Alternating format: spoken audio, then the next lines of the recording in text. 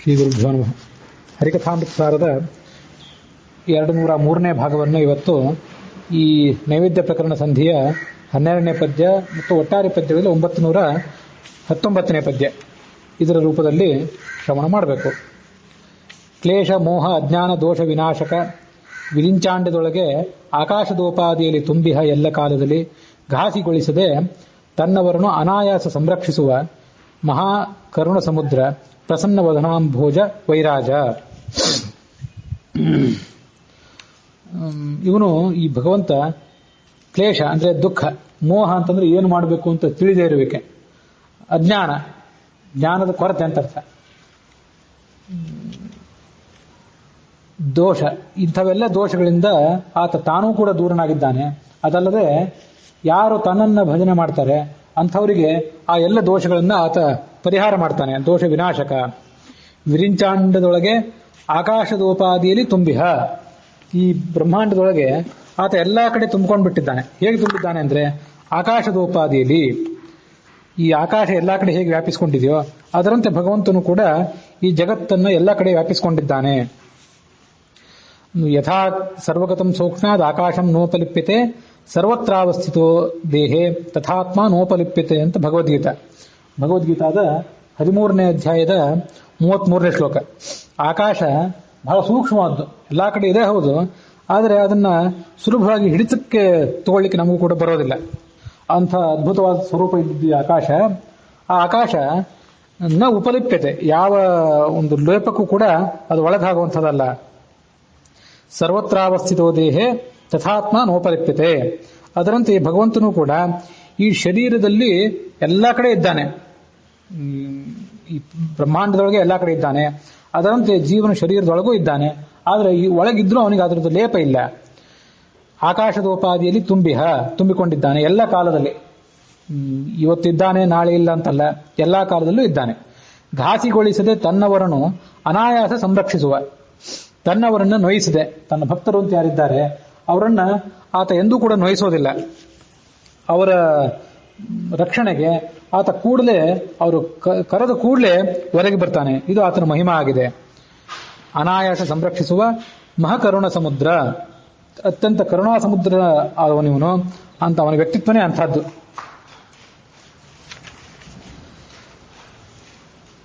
ಪ್ರಸನ್ನ ವದನಾಂಭೋಜ, ಅವನು ಭಕ್ತರ ಬಗ್ಗೆ ಅಷ್ಟೊಂದು ಕರುಣಾವುಳ್ಳವನಾದ್ರಿಂದಲೇ ಅವನ ವದನ ಅಂದ್ರೆ ಮುಖ, ಅಂಭೋಜ ಅಂದ್ರೆ ಕಮಲ, ಆ ಮುಖ ಕಮಲ ಅಂತನ್ನೋದು ಅತ್ಯಂತ ಪ್ರಸನ್ನವಾಗಿದೆ. ಅತ್ಯಂತ ಸುಪ್ರಸನ್ನವಾದ ಮುಖ ಕಮಲದಿಂದ ಆತ ತನ್ನ ಭಕ್ತರನ್ನ ನೋಡ್ತಾ ಇರ್ತಾನೆ. ವೈರಾಜ, ವೈರಾಜ ಅನ್ನೋ ಶಬ್ದ ಈ ಭಾಗವತ ಮತ್ತು ಪುರುಷ ಸೂಕ್ತ ಇತ್ಯಾದಿ ಕಡೆಗಳಲ್ಲಿ ಬಂದಂತಹ ಒಂದು ವಿಶಿಷ್ಟವಾದಂಥ ಶಬ್ದ. ಅದು ಆ ಶಬ್ದಕ್ಕೆ ಏನರ್ಥ ಅಂತ ಅನ್ನೋದನ್ನ ಭಾಗವತ ತಾತ್ಪರ್ಯದಲ್ಲಿ ವಿವರಿಸ್ತಾರೆ. ಅಂಡಕೋಶೋ ವಿರಾಟ್ ಪ್ರೋಕ್ತ ವಿಶೇಷೇಣ ಪ್ರಕಾಶನಾತ್ ವೈರಾಜಸ್ತದ್ಗತೋ ವಿಷ್ಣು ಅಥವಾ ಸರ್ವತೋ ವರಹ ಅಂತ ಭಾಗವತ ತಂತ್ರ ಅಂತ ಒಂದು ಗ್ರಂಥ. ಭಾಗವತ ತಂತ್ರ ಅನ್ನೋ ಗ್ರಂಥದಲ್ಲಿ ಭಾಗವತದೊಳಗೆ ಹೇಳಿದ ವಿಷಯಗಳನ್ನ ನಿರೂಪಣೆ ಮಾಡ್ತಾರೆ, ವಿವರಿಸ್ತಾರೆ. ಅಂಡಕೋಶೋ ವಿರಾಟ್ ಪ್ರೋಕ್ತ, ಇಡೀ ಬ್ರಹ್ಮಾಂಡ ಇದೆಯಲ್ಲ, ಈ ದೊಡ್ಡ ಬ್ರಹ್ಮಾಂಡವನ್ನು ವಿರಾಟ್ ಅಂತ ಕರೀತಾರೆ. ಯಾಕೆ ವಿರಾಟ್ ಅಂತ ಕರೀತಾರೆ ಅಂದ್ರೆ, ವಿರಾಟ್ ಅನ್ನೋದ್ರಲ್ಲೇ ಅದಕ್ಕೆ ಬೇಕಾಗಿರುವಂತಹ ಅರ್ಥ ಹುದುಗಿಕೊಂಡಿದೆ. ವಿಶೇಷಣ ಪ್ರಕಾಶನಾಥ್, ರಾಟ್ ಅನ್ನೋ ಶಬ್ದ ಈ ರಾಜ್ರ ಅನ್ನೋ ಧಾತುವಿನಿಂದ ಹುಟ್ಟಿದ್ದು, ಪ್ರಕಾಶಮಾನವಾದ್ದು ಅನ್ನೋ ಧಾತುವಿನಿಂದ ಹುಟ್ಟಿದ್ದು. ವಿ ಅನ್ನೋ ಒಂದು ಉಪಸರ್ಗ ಏನಿದೆ ಬಹಳವಾಗಿ ಅತ್ಯಂತ ಪ್ರಕಾಶಮಾನವಾದದ್ದು ಅನ್ನೋ ಕಾರಣಕ್ಕಾಗಿ ಅದನ್ನ ಬ್ರಹ್ಮಾಂಡ ವಿರಾಟ್ ಅಂತ ಕರೀತಾರೆ ಈ ಬ್ರಹ್ಮಾಂಡಕ್ಕೆ. ಯಾಕೆಂದ್ರೆ ಇದನ್ನ ಸುವರ್ಣಮಯವಾದಂಥ ಕೋಶ ಈ ಬ್ರಹ್ಮಾಂಡ ಅಂತ ವರ್ಣನೆ ಮಾಡ್ತಾರೆ. ಹಾಗಾಗಿ ಬಂಗಾರದಂತೆ ಹೊಳೆಯುವ ಬಣ್ಣ ಅದರದ್ದು, ಅದಕ್ಕಾಗಿ ಅದನ್ನು ವಿರಾಟ್ ಅಂತ ಕರೀತಾರೆ. ವಿರಾಜ ತದ್ಗತೋ ವಿಷ್ಣು, ಅದರೊಳಗಿರುವಂತಹ ವೈರಾಜ ತದ್ಗತೋ ವಿಷ್ಣು, ಆ ಬ್ರಹ್ಮಾಂಡದೊಳಗಿರುವಂಥ ಭಗವಂತ ಏನಿದ್ದಾನೆ ಅವನಿಗೆ ವೈರಾಜ ಅಂತ ಹೆಸರು, ಅದರೊಳಗೆ ತುಂಬಿಕೊಂಡಿರೋದ್ರಿಂದ. ಹೀಗೆ ವೈರಾಜ ಅನ್ನೋ ಶಬ್ದ ಬ್ರಹ್ಮಾಂಡದೊಳಗೆ ತುಂಬಿಕೊಂಡಿರುವಂತಹ ಭಗವಂತ ಅನ್ನೋದನ್ನ ಅರ್ಥವನ್ನು ಹೇಳೋದ್ರಿಂದ ಅದಕ್ಕೆ ಅವನಿಗೆ ವೈರಾಜ ಅನ್ನೋ ಹೆಸರಿದೆ. ಅಥವಾ ಸರ್ವತೋ ವರಹ, ಅವನು ಈ ಜಗತ್ತೆಲ್ಲದಕ್ಕಿಂತಲೂ ಅತ್ಯಂತ ಶ್ರೇಷ್ಠನಾದವನು, ಜಗತ್ತೆಲ್ಲವನ್ನು ಮೀರಿ ನಿಂತವನಾದ್ರಿಂದಲೂ ಕೂಡ ಅವನಿಗೆ ವೈರಾಜ ಅನ್ನೋ ಹೆಸರಿನಿಂದ ಕರೆಯಬಹುದಾಗಿದೆ.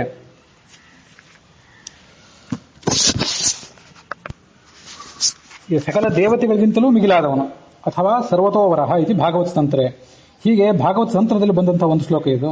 ಹೀಗೆ ಆ ಬ್ರಹ್ಮಾಂಡದ ಒಳಗಿದ್ದವನು ಅಂತ ಆ ಪರಮಾತ್ಮನಿಗೆ ವೈರಾಜ ಅನ್ನೋ ಹೆಸರಾದ್ರಿಂದ ಈ ವಿಷ್ಣೋಸ್ತು ಪುರುಷಾಖ್ಯಾನಿ ತ್ರೀಣಿ ರೂಪಾನ್ಯತೋ ವಿದುಹು ಪ್ರಥಮಂತು ಮಹತ್ಸೃಷ್ಟು ದ್ವಿತೀಯಂ ತಂಡ ಸಂಸ್ಥಿತಂ ತೃತೀಯಂ ದೇಹಿನಾಂ ದೇಹೇ ತ್ರೀಣಿ ಜ್ಞಾತ್ವಾ ವಿಮುಚ್ಯತೆ ಅಂತ ಒಂದು ಭಗವಂತನ 3 ಪುರುಷ ಅನ್ನೋ ಹೆಸರಿನ ರೂಪಗಳನ್ನು ವರ್ಣನೆ ಮಾಡಿದ್ದು ಹಿಂದೆ ಒಂದು ಶ್ಲೋಕ ನಾನು ಹೇಳಿದ್ದೆ. ಅದನ್ನು ನೆನಪು ಮಾಡ್ಕೊಳ್ಬೇಕು.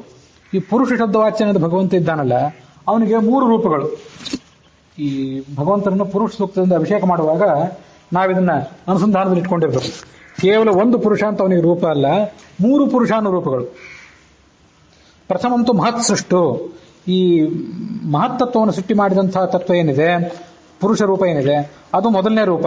ದ್ವಿತೀಯಂತೂ ಅಂಡ ಸಂಸ್ಥಿತಂ, ಬ್ರಹ್ಮಾಂಡದ ಒಳಗೆ ಇರುವಂತಹ ರೂಪ ಏನಿದೆ ಅದಕ್ಕೆ ಎರಡನೆಯ ಪುರುಷ ರೂಪ ಅಂತ ಕರೀತಾರೆ. ಮೂರನೇದೇನಿದೆ ತೃತೀಯಂ ದೇಹಿನಾಂ ದೇಹೇ, ಎಲ್ಲಾ ಜೀವಿಗಳ ಒಳಗಿರುವಂತಹ ರೂಪ ಏನಿದೆ ಅದಕ್ಕೆ ಮತ್ತೊಂದು ಪುರುಷ ರೂಪ ಅಂತ ಕರೀತಾರೆ. ಹೀಗೆ ಈ ವೈರಾಜ ಅಂತಂದ್ರೆ ಆ ಎರಡನೇ ಪುರುಷ ರೂಪ ಅಂತ ತಿಳ್ಕೊಳ್ಬೇಕು. ಬ್ರಹ್ಮಾಂಡದ ಒಳಗಿರುವಂತಹ ಪುರುಷ ರೂಪವನ್ನೇ ವೈರಾಜ ಅಂತ ಕರೆದ್ರು ಅಂತ ಹೀಗೆ ನಾವು ಭಾವಿಸಬಹುದಾಗಿದೆ.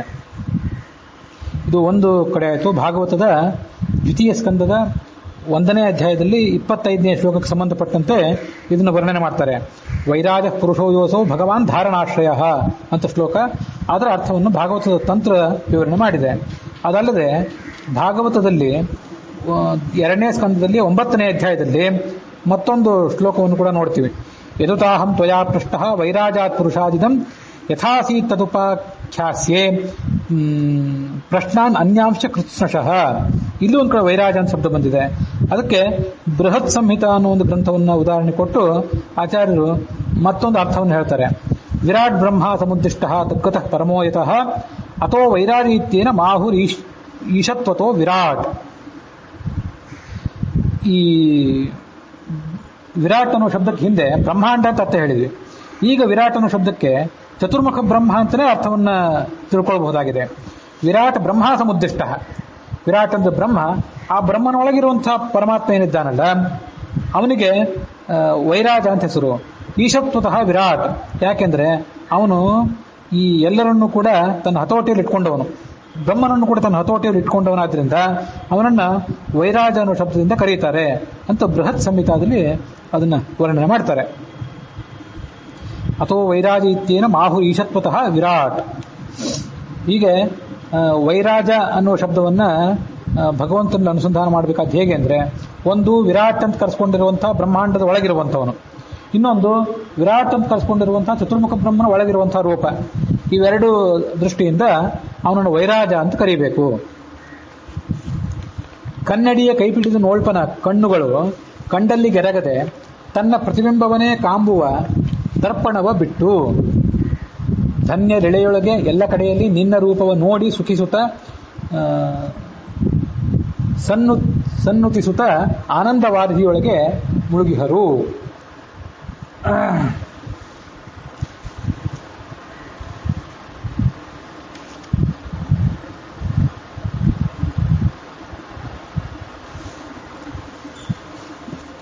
ಭಕ್ತರಾದವರು ಆ ಭಗವಂತನನ್ನು ಹೇಗೆ ಆರಾಧನೆ ಮಾಡ್ತಾರೆ, ಹೇಗೆ ಆತನ ರೂಪಗಳನ್ನ ನೋಡ್ತಾ ನೋಡ್ತಾ ಅಲ್ಲೇ ಮಗ್ನರಾಗಿರ್ತಾರೆ ಅಂತ ಈ ಪದ್ಯದಲ್ಲಿ ವರ್ಣನೆ ಮಾಡ್ತಾರೆ. ಕನ್ನಡಿಯ ಕೈ ಪಿಡಿದು ನೋಳ್ಪನ ಕಣ್ಣುಗಳು. ಎದುರಿಗೊಂದು ಕನ್ನಡಿಯನ್ನು ಇಟ್ಕೊಂಡು ಒಬ್ಬ ಸ್ತ್ರೀಯೋ ಪುರುಷನೋ ಅದನ್ನು ನೋಡ್ತಾ ಇದ್ರೆ ಅವನ ಕಣ್ಣುಗಳು ಕಂಡಲ್ಲಿ ಗೆರಗದೆ ಬೇಕಾಬಿಟ್ಟು ಎಲ್ಲಿ ಕೂಡ ಹೋಗೋದಿಲ್ಲ. ಅವು ಎಲ್ಲಿರ್ತವೆ ಅಂದ್ರೆ ಆ ಕನ್ನಡಿಯೊಳಗೆ ಇರ್ತವೆ. ತನ್ನ ಪ್ರತಿಬಿಂಬವನ್ನ ಅತ್ಯಂತ ಆಸಕ್ತಿಯಿಂದ ಅವು ನೋಡ್ತಾ ಇರ್ತವೆ. ಕನ್ನಡಿಯ ಕೈ ಪಿಡಿದು ನೋಳ್ಪನ ಕಣ್ಣುಗಳು ಕಂಡಲ್ಲಿಗೆ ಎರಗದೆ. ಎಲ್ಲಿ ಕಂಡಲ್ಲಿ ಬೇರೆ ಬೇರೆ ಯಾವುದೋ ಸಂಗತಿಗಳ ಕಡೆಗೆ, ಬೇರೆ ಬೇರೆ ಯಾವುದೋ ವಸ್ತು ವ್ಯಕ್ತಿಗಳ ಕಡೆಗೆ ಅದು ಹೋಗೋದೇ ಇಲ್ಲ. ತನ್ನ ಪ್ರತಿಬಿಂಬವನ್ನೇ ಕಾಂಬುವ, ಕನ್ನಡಿಯೊಳಗೆ ತನ್ನ ಪ್ರತಿಬಿಂಬ ಏನು ಕಾಣಿಸ್ತಿರ್ತದೆ ಆ ಪ್ರತಿಬಿಂಬವನ್ನೇ ಅತ್ಯಂತ ಆಸಕ್ತಿಯಿಂದ ಅತ್ಯಂತ ಮೆಚ್ಚುಗೆಯಿಂದ ನೋಡ್ತಾ ಇರ್ತದೆ. ಅದರೊಳಗೆ ವಯಸ್ಕರ ಆಗಿಬಿಟ್ರೆ ತನ್ನ ರೂಪದ ಬಗ್ಗೆ ಅಭಿಮಾನ ಇರುವಂಥ ವ್ಯಕ್ತಿ, ಸ್ತ್ರೀ ಪುರುಷರು ಆ ಕನ್ನಡಿಯನ್ನ ಮೇಲಿಂದ ನೋಡ್ತಾನೆ ಇರ್ತಾರೆ. ಆ ಪ್ರತಿಬಿಂಬದ ಬಗ್ಗೆ ಅಷ್ಟೊಂದು ಮೆಚ್ಚುಗೆ, ತನ್ನ ಬಗ್ಗೆನೇ ತನಗೆ ಅತ್ಯಂತ ಮೆಚ್ಚುಗೆ ಇರ್ತದೆ. ದರ್ಪಣವ ಬಿಟ್ಟು, ಈ ದರ್ಪಣವ ಬಿಟ್ಟು ಅಂತ ಅನ್ನೋದನ್ನ ಈ ಮುಂದಿನ ಅರ್ಧ ಏನಿದೆಯಲ್ಲ, ಈ ಭಾಮಿನಿ ಷಟ್ಪದಿಯಲ್ಲಿ ಮುಂದಿನ ಅರ್ಧ ಇದೆಯಲ್ಲ, ಅಲ್ಲಿಗೆ ಹೊಂದಿಸ್ಕೋಬೇಕು. ಧನ್ಯರು ಇಳೆಯೊಳಗೆ ದರ್ಪಣವ ಬಿಟ್ಟು ಎಲ್ಲ ಕಡೆಯಲ್ಲಿ ನಿನ್ನ ರೂಪವ ನೋಡಿ ಸುಖಿಸುತ್ತ ಸನ್ನುತಿಸುತ್ತ ಆನಂದವಾದಿಯೊಳಗೆ ಮುಳುಗಿಹರು ಅಂತ ಹೀಗೆ ಅದನ್ನು ವರ್ಣನೆ ಮಾಡಬೇಕು. ಪದ್ಮನಾಭದಾಸರ ಪುಸ್ತಕದಲ್ಲಿ ಹಾಗೆ ವರ್ಣನೆ ಮಾಡಿದ್ದು ಕಂಡು ಬರ್ತದೆ.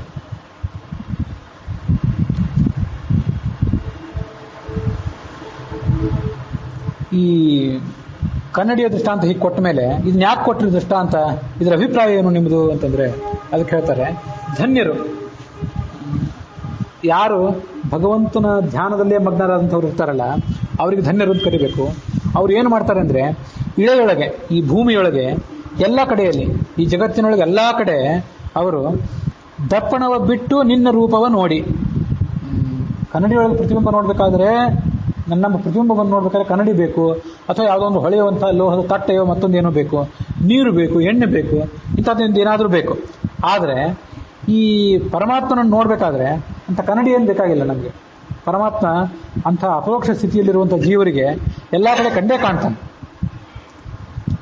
ದರ್ಪಣವ ಬಿಟ್ಟು ನಿನ್ನ ರೂಪವ ನೋಡಿ ಸುಖಿಸುತ್ತ, ನಿನ್ನ ರೂಪವನ್ನ ಆತ ಕನ್ನಡಿ ಇಲ್ಲದೇನೆ ಕಾಣಬಲ್ಲ ಈ ಜ್ಞಾನಿಯಾದಂಥವನು. ನೋಡಿ ಸುಖಿಸುತ್ತ, ಸಂತೋಷ ಪಡ್ತಾ, ಸನ್ನುತಿಸುತ್ತ, ಆ ರೂಪಕ್ಕೆ ನಮಸ್ಕಾರ ಮಾಡ್ತಾ, ಆನಂದವಾದಿಯೊಳಗೆ ಮುಳುಗಿಯರು ಅಂತ ಆನಂದ ಸಮುದ್ರದೊಳಗೆ ಅವರು ಮುಳುಗಿ ಬಿಟ್ಟಿರ್ತಾರೆ. ಯಾರು ಆ ಭಗವಂತನನ್ನ ನಮ್ಮ ಸುತ್ತಮುತ್ತಲಿರುವಂಥ ಜಗತ್ತಿನಲ್ಲಿ ಕಾಣದೆ ತಮ್ಮ ವ್ಯಕ್ತಿತ್ವದ ಆರಾಧನೆಯಲ್ಲಿ ಮುಳುಗಿರ್ತಾರೆ. ಕನ್ನಡಿ ದೃಷ್ಟಾಂತ ಯಾಕೆ ಕೊಟ್ಟರು ದಾಸರು ಅಂತಂದ್ರೆ, ಭಗವಂತನನ್ನು ಕಾಣಬೇಕು ಎಲ್ಲ ಕಡೆ, ಅದು ಬಿಟ್ಟು ಕೇವಲ ನಮ್ಮ ವ್ಯಕ್ತಿತ್ವದ ಬಗ್ಗೆ, ನಮ್ಮ ರೂಪದ ಬಗ್ಗೆ, ನಮ್ಮ ಯೌವನದ ಬಗ್ಗೆ ಅಹಂಕಾರ ಪಡ್ತಾ ಭಗವಂತನನ್ನ ಮರಿಬಾರದು ಅನ್ನೋ ದೃಷ್ಟಿಯಿಂದ ಆ ಥರ ಕೊಟ್ಟಿದ್ದಾರೆ. ಹೀಗೆ ಭಗವಂತನನ್ನು ಆರಾಧನೆ ಮಾಡುವರು ಧನ್ಯರು. ಭಗವಂತನನ್ನು ಮರೆತು ತಮ್ಮನ್ನು ತಾವು ಯಾರು ನೋಡ್ತಾ ಕೂತಿರ್ತಾರೆ ಅವರು ಅಧನ್ಯರು, ಮೂರ್ಖರು ಅಂತ ಅವ್ರನ್ನ ತಿಳ್ಕೊಳ್ಬೇಕು.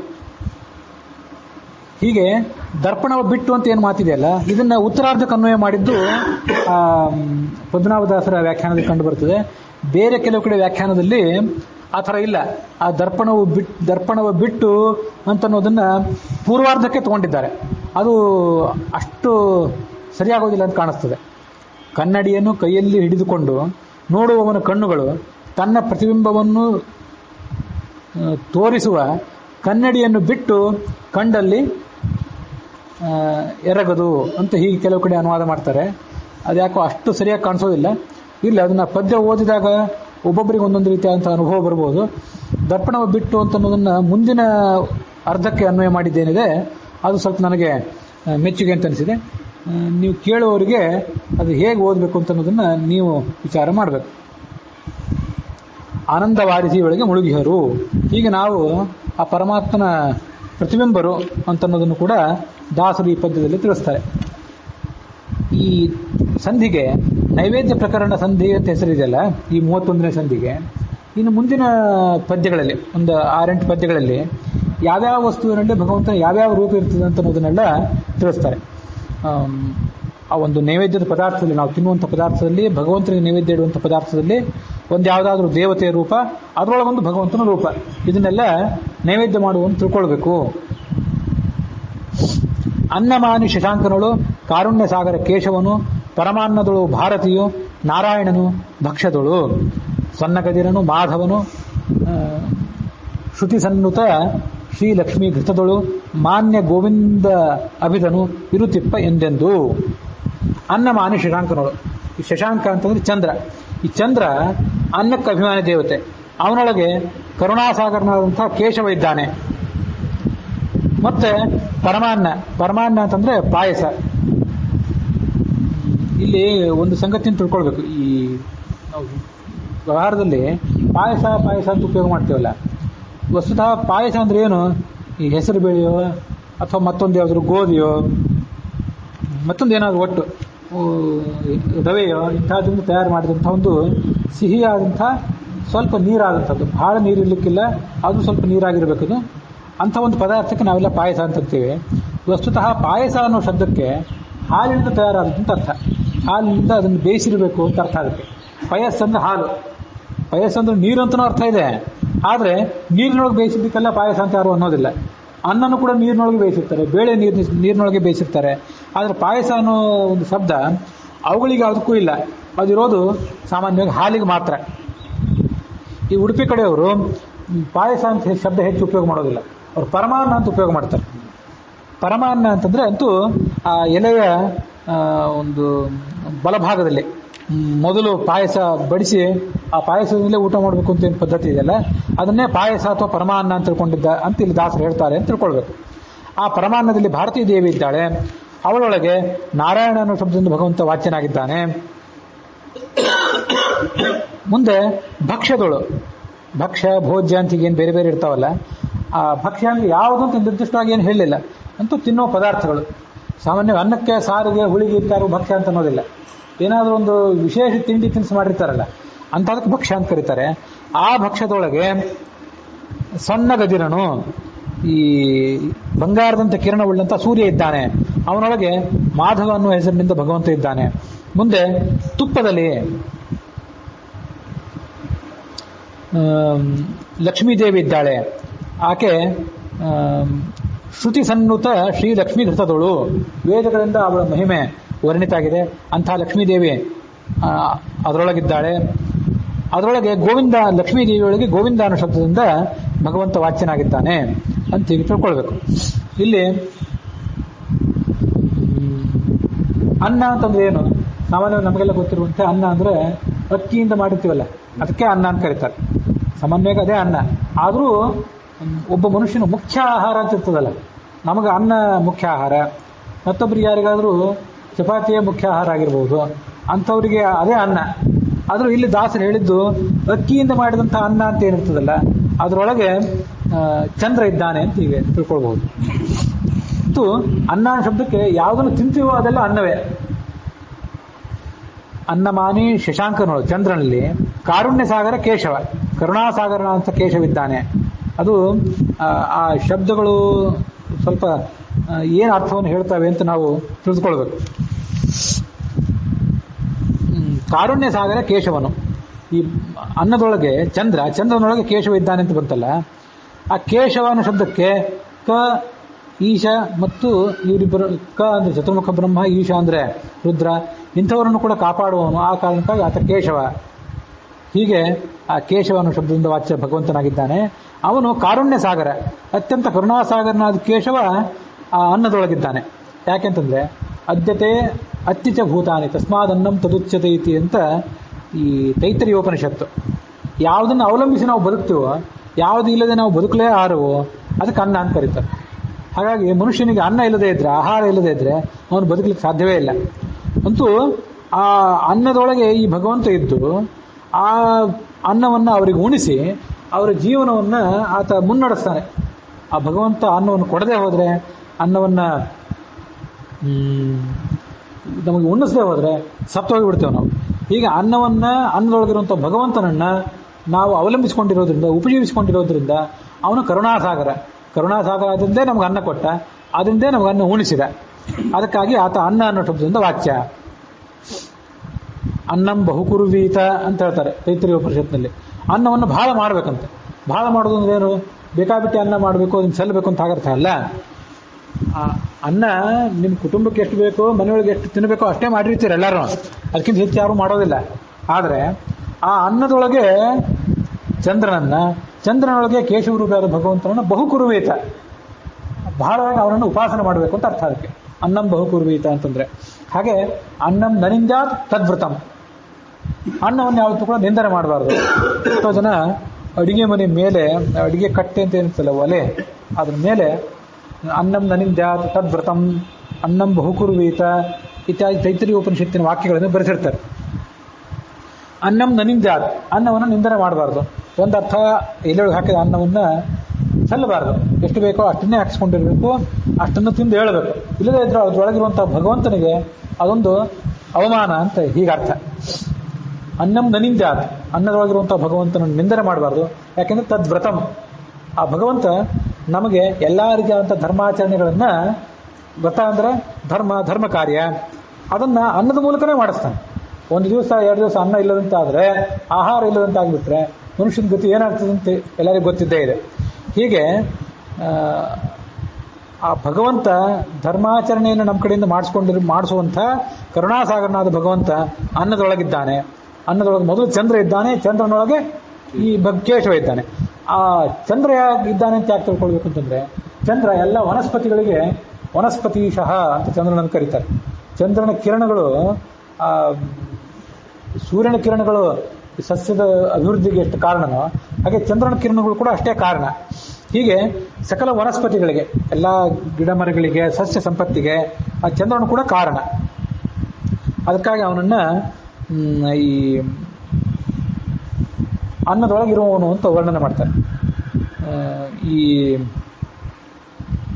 ಆಯುರ್ವೇದದ ಒಂದು ಶ್ಲೋಕ ಹೇಳ್ತಾರೆ, ದಿವಾಶು ಸೂರ್ಯಾಂಶ ಸಂತಪ್ತಂ ನಿಶಿ ಚಂದ್ರಾಂಶ ಶೀತಲಂ ಹಂಸೋದಕಮಿತಿ ಖ್ಯಾತಂ. ಮುಂದಿನ 4ನೇ ಪಾಠ ನನಗೆ ನೆನಪಿಗೆ ಬರ್ತಿಲ್ಲ. ಇದಕ್ಕೆ ಹಂಸೋದಕ ಅಂತ ಕರೀತಾರಂತೆ. ಆರೋಗ್ಯಕ್ಕೆ ಬಹಳ ಒಳ್ಳೆಯದಂತೇಳಿ.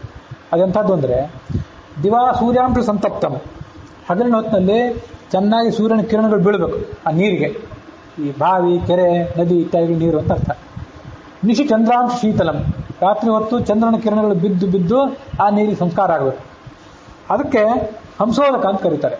ಹಂಸೋದಕ ಮಿತಿ ಖ್ಯಾತಂ, ಅದು ಸ್ನಾನ ಪಾನ ಇತ್ಯಾದಿಗಳಿಗೆ ಬಹಳ ಯೋಗ್ಯ. ಚಂದ್ರನ ಕಿರಣಗಳು ನಮ್ಮ ಆರೋಗ್ಯದ ಮೇಲೆ ಬೀರುವಂತಹ ಒಂದು ಪರಿಣಾಮವನ್ನು ಅದು ಹೇಳ್ತದೆ. ಹಾಗಾಗಿ ಒಟ್ಟಾರೆ ಅನ್ನದಲ್ಲಿ ಚಂದ್ರ, ಚಂದ್ರನಲ್ಲಿ ಕೇಶವ. ಮುಂದೆ ಪರಮಾನ್ನದೊಳಗೆ ಭಾರತಿ ಇದ್ದಾಳೆ. ಪರಮಾನ್ನ ಅಂದರೆ ಪಾಯಸ ಅಂತ ಹೇಳಿದೆ. ಅದು ಅಕ್ಕಿಯಿಂದ ಮಾಡಿರ್ಬೋದು, ಹೆಸರು ಬೇಳೆಯಿಂದ ಮಾಡಿದ್ದಾಗಿರ್ಬೋದು, ಗೋಧಿಯಿಂದ, ಮತ್ತೆ ಯಾವುದರಿಂದ ಮಾಡಿದ್ದಾದರೂ ಆಗಿರ್ಬೋದು. ಅದರೊಳಗೆ ಭಾರತೀ ದೇವಿ ಇದ್ದಾಳೆ. ಅದರೊಳಗೆ ನಾರಾಯಣ ಇದ್ದಾನೆ. ಅನ್ನ ಪರಮಾನ್ನ ಎರಡು ಶಬ್ದ ಹೇಳಿದ್ರು. ಅನ್ನ ಅಂದರೆ ನಾವು ಹೆಚ್ಚಿನ ಪ್ರಮಾಣದಲ್ಲಿ ಮುಖ್ಯವಾಗಿ ಯಾವ ಆಹಾರ ತಗೋತೀವಲ್ಲ ಅದು ಅನ್ನ. ಪರಮಾನ್ನ ಅಂತಂದ್ರೆ ಅದರೊಳಗೆ ಸ್ವಲ್ಪ ಶ್ರೇಷ್ಠವಾದ ಅನ್ನ ಅಂತ ಅರ್ಥ. ಹೆಚ್ಚು ಸಿಹಿ, ಅದಕ್ಕೆ ಕೆಲವು ಸಂಸ್ಕಾರ ಇತ್ಯಾದಿಗಳನ್ನು ಮಾಡಿ ತಯಾರು ಮಾಡಿದ್ದು ಪರಮಾನ್ನ. ಅದರೊಳಗೆ ನಾರಾಯಣ ಇದ್ದಾನೆ, ಭಾರತೀ ದೇವಿ ಇದ್ದಾಳೆ, ಅದರೊಳಗೆ ನಾರಾಯಣ ಇದ್ದಾನೆ. ನಾರಾಯಣ ಅಂತಂದ್ರೆ ಅರ ಅಂದ್ರೆ ದೋಷ, ನಾರರು ಅಂತಂದ್ರೆ ಆ ದೋಷಗಳಿಗೆ ವಿರುದ್ಧವಾದಂಥ ಗುಣಗಳು ಅಂತ ಅರ್ಥ. ಆ ಗುಣಗಳಿಗೆ ಆಶ್ರಯಭೂತನಾದಂಥ, ಗುಣಗಳ ಸಾರಭೂತನಾದಂಥ ಪರಮಾತ್ಮನಿಗೆ ನಾರಾಯಣ ಅಂತ ಕರೀತಾರೆ.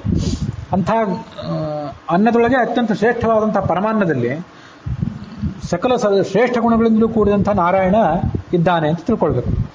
ಭಕ್ಷ್ಯದೊಳಗೆ ಸೊನ್ನ ಗದಿರ, ಸೊನ್ನು ಅಂದರೆ ಬಂಗಾರ, ಗದಿರ ಅಂತಂದ್ರೆ ಕಿರಣ ಅಂತ ಹೀಗೆ ಅರ್ಥ ಹೇಳ್ತಾರೆ ಅದಕ್ಕೆ.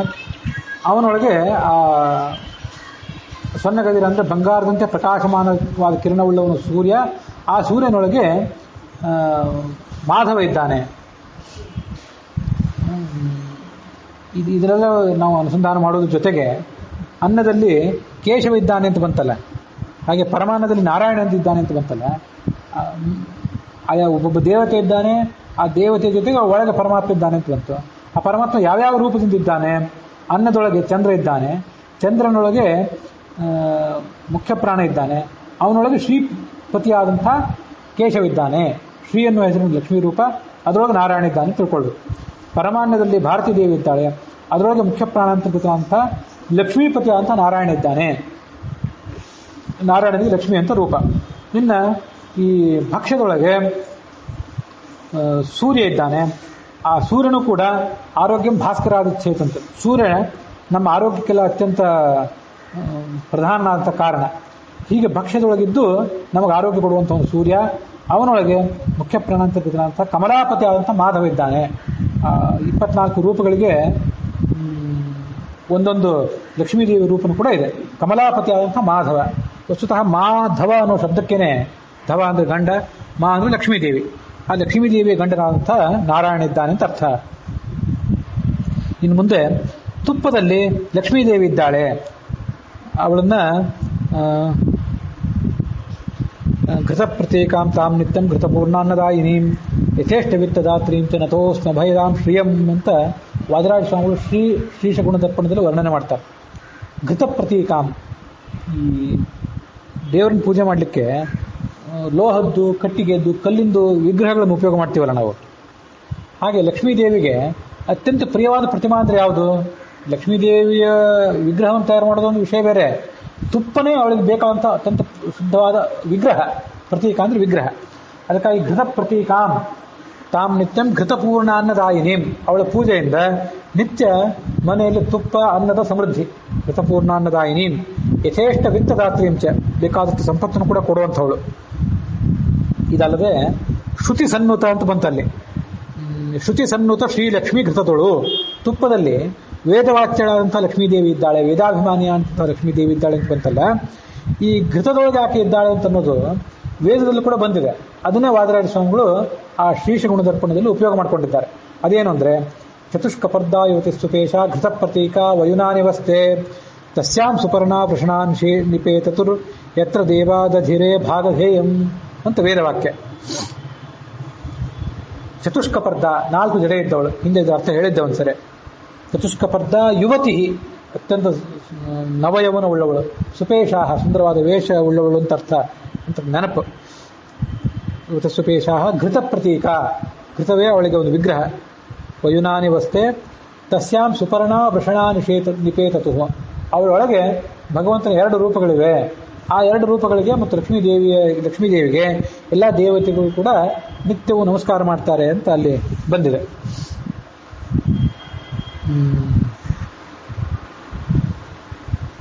ಈ ತುಪ್ಪದೊಳಗೆ ಲಕ್ಷ್ಮಿ ಇರೋದ್ರಿಂದಲೇ ಆ ತುಪ್ಪವನ್ನು ಯಾವತ್ತೂ ಕೂಡ ಎಲೆಯಲ್ಲಿ ಚೆಲ್ಲಬಾರದು ಅಂತ ಹೇಳ್ತಾರೆ ಹಿಂದಿನವರು. ಸರ್ವಂ ಸಶೇಷಮಶ್ನೀಯಾತ್ ನಿಶೇಷಂ ಘೃತ ಪಾಯಸಂ ಅಂತೊಂದು ಸಂಪ್ರದಾಯನೇ ಇದೆ. ತಿನ್ನುವಾಗ ಎಲ್ಲವನ್ನು ನಾವು ಬಕಾಸುರರಂತೆ, ಅತ್ಯಂತ ದುರಾಸೆ ಇದ್ದವರಂತೆ ಚೆನ್ನಾಗಿ ನೆಕ್ಕಿ ಸ್ವಚ್ಛ ಮಾಡಿಬಿಡಬಾರ್ದು ಎಲೆಯನ್ನು. ಸ್ವಲ್ಪ ಎಲ್ಲ ಪದಾರ್ಥಗಳು ಸ್ವಲ್ಪ ಆದರೂ ಬಿಟ್ಟಿರಬೇಕು. ಸ್ವಲ್ಪ ನೀವು ಬಿಟ್ಟರೆ ಬಡಿಸೋರಿಗೆ ಇವರಿಗೆ ಪೂರ್ಣ ಹೊಟ್ಟೆ ತುಂಬಿದೆ ಅಂತ ಒಂದು ಖಾತ್ರಿ ಆಗ್ತದೆ. ಅದಲ್ಲದೆ ನಾವು ಉಳಿಸಿದ ಆಹಾರ ಏನಿರ್ತದಲ್ಲ, ಅದು ಕ್ಷುಲ್ಲಕವಾದ ಪ್ರಾಣಿ ಪಕ್ಷಿ ಇತ್ಯಾದಿಗಳಿಗೆ ತೊಗೊಂಡೋಗಿ ಹೊರಗೆ ಹಾಕಿದರೆ ಆ ಪಕ್ಷಿಗಳಿಗೆ ಆಹಾರ ಕೂಡ ಆಗ್ತದೆ. ಅದಕ್ಕಾಗಿ ಸರ್ವಂ ಸಶೇಷ ಭಕ್ಷಣೀಯ, ತಿನ್ನುವಾಗ ಎಲ್ಲವನ್ನೂ ಕೂಡ ಸ್ವಲ್ಪ ಬಿಡಬೇಕು. ಆದರೆ ನಿಶೇಷಂ ಘೃತ ಪಾಯಸಂ, ತುಪ್ಪ ಮತ್ತು ಪಾಯಸವನ್ನು ಮಾತ್ರ ಯಾವತ್ತೂ ಕೂಡ ವಿಶೇಷವಾಗಿ ತಿನ್ನಬೇಕು. ಅದಕ್ಕೆ ಅವಮಾನ ಮಾಡಬಾರ್ದು. ಪಾಯಸ ಮತ್ತು ತುಪ್ಪವನ್ನು ಪೂರ್ಣವಾಗಿ ತಿಂದೇ ಹೇಳಬೇಕು. ಎಷ್ಟು ಬೇಕೋ ಅಷ್ಟೇ ಹಾಕಿಸ್ಕೋಬೇಕು ಅಂತ ಒಂದು ಸಂಪ್ರದಾಯನೂ ಕೂಡ ಇದೆ. ಶ್ರುತಿ ಸನ್ನುತ ಶ್ರೀಲಕ್ಷ್ಮಿ ಘೃತದೊಳು ಮಾನ್ಯ ಗೋವಿಂದಾಭಿದನು ಇರುತ್ತಿಪ್ಪ ಎಂದೆಂದು. ಆ ಲಕ್ಷ್ಮೀದೇವಿಯೊಳಗೆ ಗೋವಿಂದ ಅನ್ನೋ ಶಬ್ದದಿಂದ ವಾಚ್ಯನಾದ ಭಗವಂತ ಇದ್ದಾನೆ. ಆ ಗೋವಿಂದ ಪದ್ಮಾಪತಿ ಆದಂಥ ಗೋವಿಂದ ಇರ್ತಾನೆ ಅಂತ ತಿಳ್ಕೊಳ್ಬೇಕು.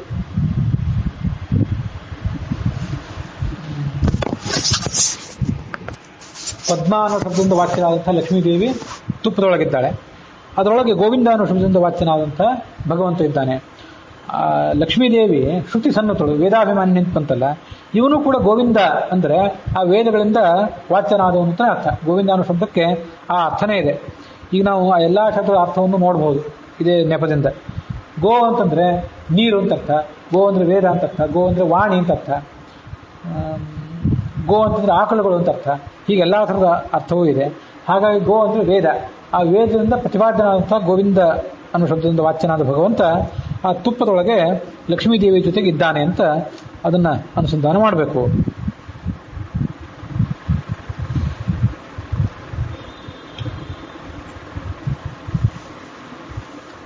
ಮುಂದೆ ಕ್ಷೀರಮಾನಿ ಸರಸ್ವತಿ ಜಗತ್ಸಾರ ವಿಷ್ಣುನ ಚಿಂತಿಸುವುದು ಸರೋರುಹಾಸನ ಮಂಡಿಗೆಯೊಳು ಇರುತ್ತಿಪ್ಪ ಮಧುವೈರಿ ಮಾರುತನು ನವನೀತದೊಳು ಸಂಪ್ರೇರಕ ತ್ರಿವಿಕ್ರಮನು ದಧಿಯೊಳು ವಾರಿನಿಧಿ ಚಂದ್ರಮರೊಳಗೆ ಇರುತ್ತಿಪ್ಪ ವಾಮನನು.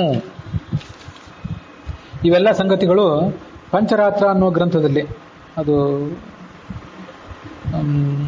ಭಾರತ ಇತಿಹಾಸ, ಪಂಚರಾತ್ರ, ಮೂಲ ರಾಮಾಯಣ, 4 ವೇದಗಳು, ಇವೆಲ್ಲ ಪ್ರಮಾಣಗಳು ಅಂಥೇಳಿ ಪ್ರಮಾಣಭೂತವಾದ ಗ್ರಂಥಗಳ ಪಟ್ಟಿಯಲ್ಲಿ ಸೇರಿದ್ದು ಈ ಪಂಚರಾತ್ರ.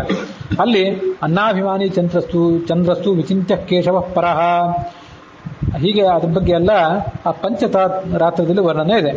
ಘೃತಾಭಿಮಾನಿ ಲಕ್ಷ್ಮೀ ಗೋವಿಂದ ತತ್ರ ದೇವತಾ. ಇನ್ನು ಈ 15ನೇ ಪದ್ಯದಲ್ಲಿ, ಒಟ್ಟಾರೆ ಪದ್ಯದ 922ನೇ ಪದ್ಯ, ಅದರಲ್ಲಿ ಮುಂದಿನ ಭಕ್ಷ್ಯಗಳಲ್ಲಿ ಮತ್ತು ಭಗವಂತನ ಮುಂದಿನ ರೂಪಗಳ ಬಗ್ಗೆ ವರ್ಣನೆ ಮಾಡ್ತಾರೆ. ಕ್ಷೀರ ಅಂದರೆ ಹಾಲು. ಆ ಹಾಲಿನಲ್ಲಿ ಸರಸ್ವತಿ ಇದ್ದಾಳೆ.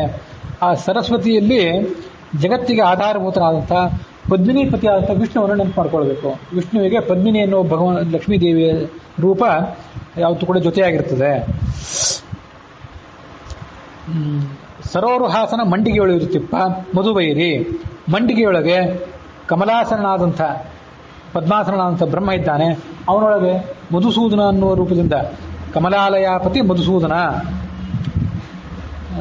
ಮಾಧವನಿಗೆ ಕಮಲಾ ಅನ್ನುವ ಲಕ್ಷ್ಮೀದೇವಿ ರೂಪ, ಮಧುಸೂದನನಿಗೆ ಕಮಲಾಲಯ ಅಂತ ಕರೆಸ್ಕೊಂಡಿರುವಂಥ ಭಗವಂತನ ರೂಪ ಇದೆ. ಅವನೊಳಗೆ ಮಧುಸೂದನ ಅನ್ನೋ ರೂಪದ ಭಗವಂತ ಇದ್ದಾನೆ. ಮುಂದೆ ಮಾರುತನು ನವನೀತದಳು ಸಂಪ್ರೇರಕ ತ್ರಿವಿಕ್ರಮನು. ಬೆಣ್ಣೆಯೊಳಗೆ ಮುಖ್ಯ ಪ್ರಾಣ ಇದ್ದಾನೆ. ಅವನೊಳಗೆ ರಮಾಪತಿಯಾದಂತಹ ತ್ರಿವಿಕ್ರಮ ಇದ್ದಾನೆ ಮುಖ್ಯ ಪ್ರಾಣನೊಳಗೆ. ದಧಿಯೊಳು ವಾರಿನಿಧಿ ಚಂದ್ರಮರೊಳಗೆ. ಮೊಸರಿನಲ್ಲಿ ವರುಣ ಇದ್ದಾನೆ ಮತ್ತು ಚಂದ್ರನು ಕೂಡ ಇದ್ದಾನೆ. ಅವರೊಳಗೆ ವೃಷಾಕಪಿ ಅನ್ನುವ ಲಕ್ಷ್ಮೀದೇವಿಗೆ ಪತಿಯಾದಂಥ ವಾಮನ ದೇವ ಇದ್ದಾನೆ ಅಂತ ಹೀಗೆ ಅವನನ್ನು ತಿಳ್ಕೊಳ್ಬೇಕು. ಚಂದ್ರಮರೊಳಗೆ ಇರುತ್ತಿಪ್ಪ ವಾಮನರು. ಈಗ ವಿಷ್ಣು, ಮಧುಸೂದನ, ತ್ರಿವಿಕ್ರಮ, ವಾಮನ ಈ ಶಬ್ದಗಳಿಗೆ ಏನರ್ಥ ಈಗ ಅದನ್ನು ನೋಡ್ಬೇಕು. ವಿಷ್ಣು ಅಂತಂದ್ರೆ ವಿಶಂತೀತಿ ವಿಷ್ಣು, ವಿಶತೀತಿ ವಿಷ್ಣು, ಪ್ರವೇಶ ಮಾಡುವಂತ ಅರ್ಥ. ವಿಷ ಅಂತ ಪ್ರವೇಶ ಮಾಡುವಂತ ಅರ್ಥ. ನು ಅಂದ್ರೆ ಅದಕ್ಕೊಂದು ಪ್ರತ್ಯಯ. ಯಾರು ಜಗತ್ತಿನೊಳಗೆ ಎಲ್ಲಾ ಕಡೆ ತುಂಬಿಕೊಂಡಿದ್ದಾನ ಅವನನ್ನು ವಿಷ್ಣು ಅಂತ ಶಬ್ದದಿಂದ ಕರಿಬೇಕು. ವಸ್ತುತ ಮನೆಯೊಳಗೆ ಹೋಗೋರು ಬರೋರು ಎಲ್ಲರನ್ನೂ ಯಾರನ್ನು ವಿಷ್ಣು ಅಂತ ಕರಿಬೇಕಾಗಿಲ್ಲ. ಯಾಕಂದ್ರೆ ಇವರು ಒಳಗೆ ಬಂದಾಗ ಹೊರಗಿಲ್ಲ, ಹೊರಗೆ ಹೋದಾಗ ಒಳಗಿಲ್ಲ. ಯಾರು ಎಲ್ಲಾ ಕಡೆಯೂ ಎಲ್ಲಾ ದೇಶದಲ್ಲೂ ತುಂಬಿಕೊಂಡಿದ್ದಾರೋ ಅಂಥವ್ರನ್ನ ವಿಷ್ಣು ಅಂತ ಕರಿಬೇಕು. ಇದು ಒಂದು. ಮತ್ತು ಯಾರೊಳಗೆ ಎಲ್ಲಾ ಗುಣಗಳು ತುಂಬಿಕೊಂಡಿವೆಯೋ ಅವನನ್ನು ವಿಷ್ಣು ಅಂತ ಶಬ್ದದಿಂದ ಕರಿಬೇಕು. ಹಾಗಾಗಿ ಆ ಹಾಲಿನಲ್ಲಿ ಸರಸ್ವತಿ ದೇವಿ ಇದ್ದಾಳೆ. ಸರಸ್ವತಿ ದೇವಿಯಲ್ಲಿ ಸಕಲ ಸದ್ಗುಣ ಪರಿಪೂರ್ಣ ಅನ್ನುವ ಅರ್ಥವನ್ನು ಕೊಡುವಂಥ ವಿಷ್ಣು ಇದ್ದಾನೆ. ಅವನಿಗೆ ಪತ್ನಿ ಈ ಪದ್ಮಿನಿ ಅನ್ನೋ ಶಬ್ದದಿಂದ ವಾಚ್ಯಳಾದ ಲಕ್ಷ್ಮೀದೇವಿ. ಮುಂದೆ ಸರೋರು ಹಾಸನ. ಸರೋರು ಅಂದ್ರೆ ಕಮಲಾಸನ ಚತುರ್ಮುಖ ಬ್ರಹ್ಮ. ಅವನು ಮಂಡಿಗೆಯೊಳಗಿದ್ದಾನೆ. ಅವನೊಳಗೆ ಮಧುಸೂದನ ಅನ್ನೋ ಶಬ್ದದಿಂದ ವಾಚ್ಯನಾದಂಥ ಕಮಲಾಲಯ ಅಂದ್ರೆ ಅವಳು ಪದ್ಮಾಸನಳೆ.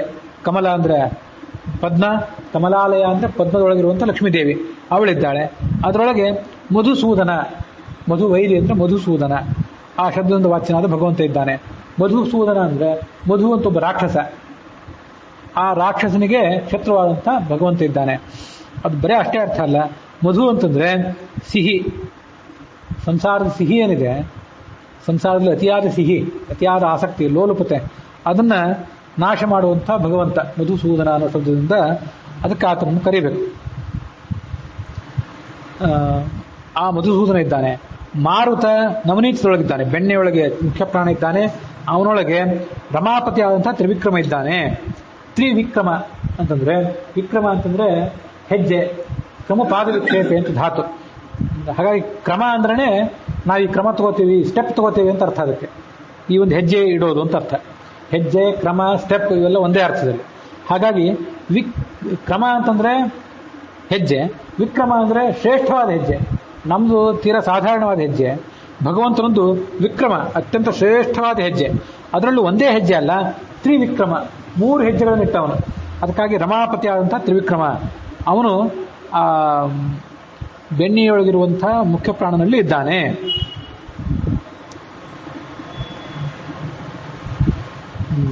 ಇದು ಆ ತ್ರಿವಿಕ್ರಮ ಅನ್ನೋ ರೂಪ. ಆ ವಾಮನ ರೂಪದ ಭಗವಂತ ಭೂಮಿಯನ್ನ, ಆಕಾಶವನ್ನ ಮತ್ತು ಬಲಿಯನ್ನು ಕೂಡ ತಲೆ ಮೇಲೆ ಕಾಲಿಟ್ಟು ಅವನ ಅಹಂಕಾರ ಮುರಿದಲ್ಲ. ಬರೀ ಅದಷ್ಟು ಮಾತ್ರ ಅಲ್ಲ, ತ್ರಿವಿಕ್ರಮ ಅಂತಂದ್ರೆ ಇವನು ಕೆಳಗಿನ ಲೋಕಗಳು, ಪಾತಾಳದ ಕೆಳಗಿನ ಲೋಕಗಳು, ಭೂಲೋಕ ಅಂತಂದ್ರೆ ನಡುವಿನ ಲೋಕ, ಮೇಲಿರುವಂಥ ಎಲ್ಲಾ ಲೋಕಗಳು, ಈ ಎಲ್ಲಾ 3 ಲೋಕಗಳಲ್ಲೂ ತುಂಬಿಕೊಂಡಿರುವಂಥವನು, ಎಲ್ಲ ಲೋಕಗಳನ್ನು ಆಳುವಂಥವನು. ಅದಕ್ಕಾಗಿ ಆತನಿಗೆ ತ್ರಿವಿಕ್ರಮ ಅನ್ನೋ ಶಬ್ದದಿಂದ ವಾಚ್ಯತ್ವ ಇದೆ. ಆ ತ್ರಿವಿಕ್ರಮ ಅನ್ನೋ ಶಬ್ದವನ್ನು ಕೇಳಿದಾಗ ನಮಗೆ ಆ ಅನುಸಂಧಾನ ಬರಬೇಕು. ತ್ರಿವಿಕ್ರಮನು. ದಧಿಯೊಳು ವಾರಿನಿಧಿ ಚಂದ್ರಮ. ವಾರಿ ಅಂದ್ರೆ ನೀರು. ಆ ನೀರಿಗೆ ನಿಧಿಯಾದಂಥ ವರುಣ ಮೊಸರಿನೊಳಗಿದ್ದಾನೆ ಮತ್ತು ಚಂದ್ರ ಕೂಡ ಇದ್ದಾನೆ. ಅವರಿಬ್ಬರೊಳಗೆ ವಾಮನ ಇದ್ದಾನೆ. ವೃಷಾಕಪಿ ಅನ್ನೋ ಶಬ್ದದಿಂದ ಲಕ್ಷ್ಮೀದೇವಿ ಇದ್ದಾಳೆ ಅವಳಲ್ಲಿ. ಈ ವರುಣ ಮತ್ತು ಚಂದ್ರರಲ್ಲಿ ಅವಳ ಜೊತೆಗೆ ವಾಮನ ರೂಪ ಅಂತ ಭಗವಂತ ಇದ್ದಾನೆ. ಇದೆಲ್ಲ ಇಲ್ಲಿ ಬಂದಿರುವಂತಹ ವೃಷಾಕಪಿಪತಿ ವಾಮನ ಇವೆಲ್ಲ ಏನಿದೆ, ಇದು ದಶಾವತಾರದೊಳಗೆ ಬಂದಿರುವಂಥ ವಾಮನ ಅಲ್ಲ. ಇದು ಕೇಶವಾದಿ ಚತುರ್ವಿಂಶತಿ ರೂಪಗಳಿವೆಯಲ್ಲ, 24 ರೂಪಗಳು, ಅದರಲ್ಲಿ ಬಂದಿರುವಂಥ ವಾಮನ ರೂಪ ಅಂತ ಅದೊಂದು ಬೇರೆನೆ. ಹಾಗಾಗಿ ಆ ವೃಷಾಕಪಿ ಅನ್ನೋ ಶಬ್ದದಿಂದ ವಾಚ್ಯನಾದ ಲಕ್ಷ್ಮೀದೇವಿಗೆ ಪತಿಯಾದಂಥ ವಾಮನ ಇಲ್ಲಿದ್ದಾನೆ ಅಂತ ಅದನ್ನ ಅನುಸಂಧಾನ ಮಾಡಬೇಕು.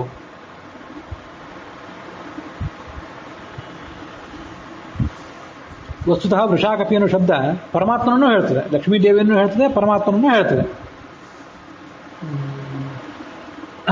ಅಂಥ ಲಕ್ಷ್ಮೀದೇವಿಗೆ ಅಧಿಪತಿ ಆದಂಥ ವಾಮನ ರೂಪಿಯಾದ ಭಗವಂತ ಆ ಮೊಸರಿನೊಳಗಿದ್ದಾನೆ. ಅದಕ್ಕಾಗಿ ದಧಿವಾಮನ ಅಂತ ಒಂದು ಕರೀತಾರೆ. ವಾಮನ ರೂಪಿಯಾದ ಭಗವಂತನಿಗೆ ದಧಿವಾಮನ ಅಂತ ಹೆಸರು ಕೂಡ ಕರೆಯೋದು ಒಂದು ರೂಢಿಯಲ್ಲಿದೆ.